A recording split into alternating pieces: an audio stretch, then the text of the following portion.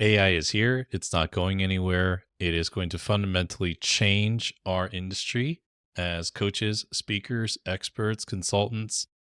And in this episode, I want to share some thoughts from being on that cutting edge of what's happening in the personal brand space, this expert industry, how I think AI is going to shift a lot of things, and what I'm doing to prepare and to navigate and to actually take advantage of what's going on. Um, this isn't doom and gloom, but it is a wake up call because these changes are coming. They're happening very, very fast in some circles that I'm a part of that are on that forefront. They are just way ahead. And the market that like is more just, oh, I think things are going to change. Like they're so far behind. And I just don't want you to have that much of a gap. I've been a coach, certified coach for 10 years. I've been a multiple time best-selling author.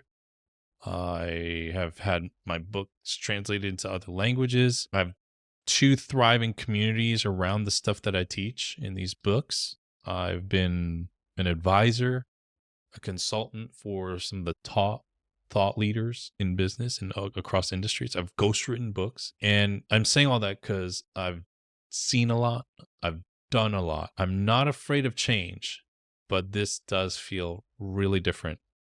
You can go on AI and ask it to summarize any of these things that I've written. It will tell you. It will regurgitate it for you. It'll summarize it for you. You can talk to it and interact. My own content is on the AI cloud. And that might freak some people out. I just don't feel like that's a helpful emotion. Like I always ask, is this emotion helping me move forward? Is it helping me reach that goal? And what's the goal?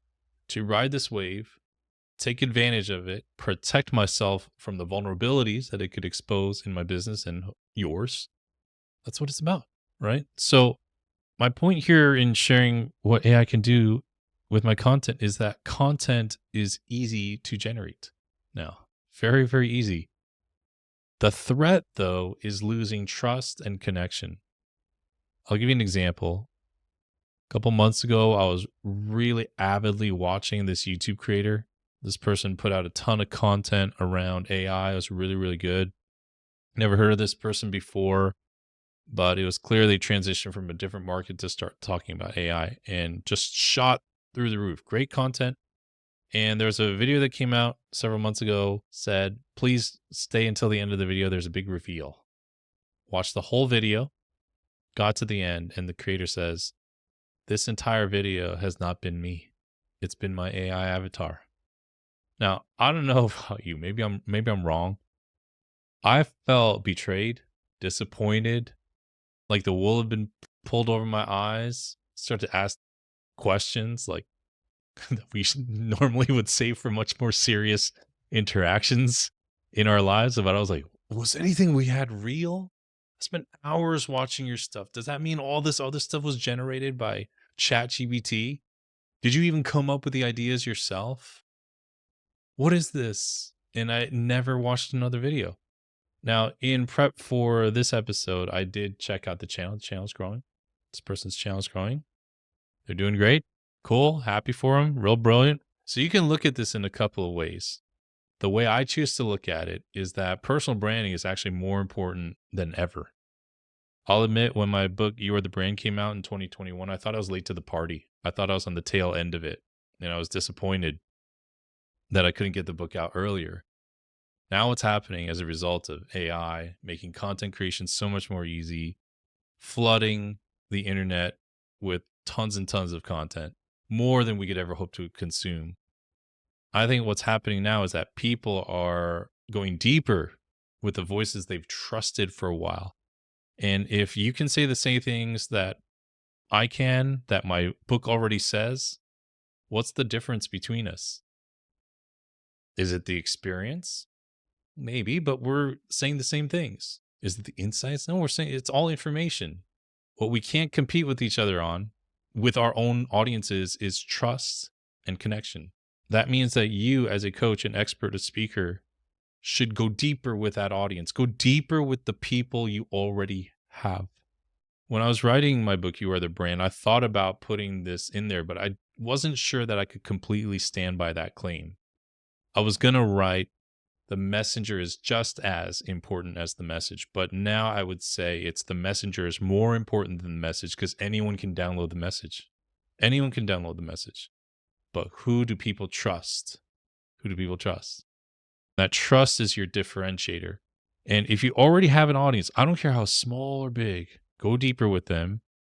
But I also want to challenge you to this: publish more content. If you've been planning to write a book, I'm just going to say this flat out. You got to get your butt in gear. Like, you got to get it in gear. Like, you got to go. You got to go publish. You got to write and publish this book ASAP. Almost every expert I know, regardless of where they are in the journey, has admitted having a book is probably going to be a good idea for me. Doesn't mean they want to write one, doesn't mean they plan to, but very few experts I've met have said a book would hurt my business. In the past 2 years, I've written 4 books, one of my own, one completely written as a ghostwriter for a client, one co-write with a colleague and friend, and one as a developmental edit. This is a lot of work. There's no way that I could have this kind of output across the board, across my businesses without these tools. And if you are the kind of person who has been waiting to create content, just waiting till you get just perfect, and you wait a week, there are people like me and others out there that have put out 10 times, 20 times, sometimes hundreds of times more content in that 1 week while you've been waiting. So it's not about perfection. It is about that connection. It's about trust, being there, showing up, recording podcasts or YouTube videos the night before because people expect it to be there in the morning. I'm not perfect there. I try. It's trust. It's so valuable. So valuable. And I want to encourage you, chop wood, carry water, block and tackle. It's the basics of business. You have to overcome the emotional resistance to sharing what you know. What I'm saying is that it actually has nothing to do with the quality of the content. It's feeling like you're an imposter, feeling like nobody's going to read your stuff. If you have been waiting to publish your blog, your lead magnet, your social content, or your book, my friend, you got to get on it. You got to get on it. Your output should be increasing with your content marketing. There's just no way around it. It absolutely is a given. It has to happen. It's a non-negotiable. Now, if you're worried that your content has to be perfect, let me give you some insight from someone who's in marketing day in and day out. A couple of weeks ago, I went to Boston for an in-person mastermind, small group, about 8 or 9 people, led by Ryan Levesque. Ryan is the founder of the Ask Method. And we kind of had this roundtable discussion about the state of affairs in our markets, right, in our industries. And he was sharing a point that when you look at presidential elections, US presidential elections, they often signal how media and marketing are going to shape the next generation, right, the subsequent years. So this is not a political statement. This is just purely looking at it from a marketing communication standpoint. And so you look at FDR, who changed the way that US presidents spoke to the American people, his fireside chats, right, on the radio. And if you've ever been to a conference where the organizers and speakers had a quote unquote fireside chat, that's where that concept came from. Fast forward a couple of generations, you have JFK winning. TV was huge. I'm going to skip ahead quite a bit. 2008, look at Obama. Social media, Instagram was just beginning to surge at that time. I remember 2008, I was in my 20s, just turned 30. I was like, whoa, this is kind of wild. Like, what's happening with this guy and how he's communicating with people. Then you have Trump with the first time with social media, and oh my goodness, what can you say? And then this past election, again, not making political statements, but when Trump went on these long form podcasts, not just Joe Rogan, everyone looks at the Joe Rogan episode, Theo Vaughn, some of these other podcasts, sometimes 2 hours, an hour at a time. I watched a number of them with great interest, and people think he just shot from the mouth, shot from the hip. He used the same examples in every long form interview. I think that's one thing people don't give him enough credit for it. He's a great marketer, and he's a New Yorker. And people from here in that line of work, I mean, you got to be good at talking and prolonging things and diverting, but staying in control of it. And I felt like when I saw that, I was like, oh, I think he's going to win because you had Harris on the other side and it was very prepped and bullet pointed and short interviews in very controlled environments. And again, these aren't political statements. I'm saying from a content creation standpoint, though, I think that is what things are going to gravitate towards. These longer form, less polished, unedited. Why? Trust and connection. So that's good news for you as a content creator. If you've ever struggled, oh, I have this idea that it has to be perfect and polished and everything. I get that. There's a place for that.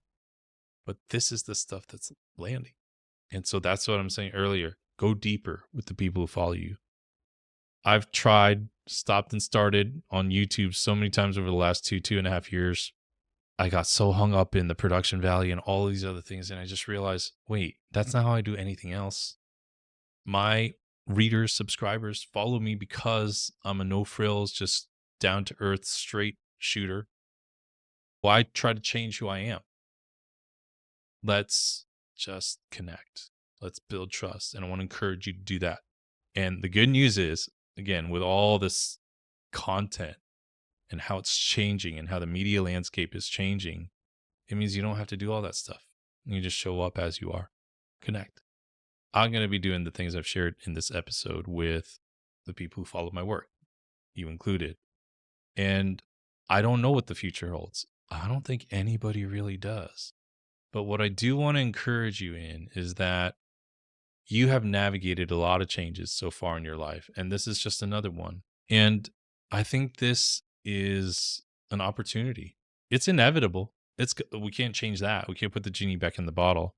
But I think we have an opportunity here. So in the next couple of episodes, I'll be sharing a little bit about how I'm navigating this myself, how I am actually trying to elevate my value despite these tools coming in and sort of commoditizing insight, strategy, and information, and anything I learn along the way.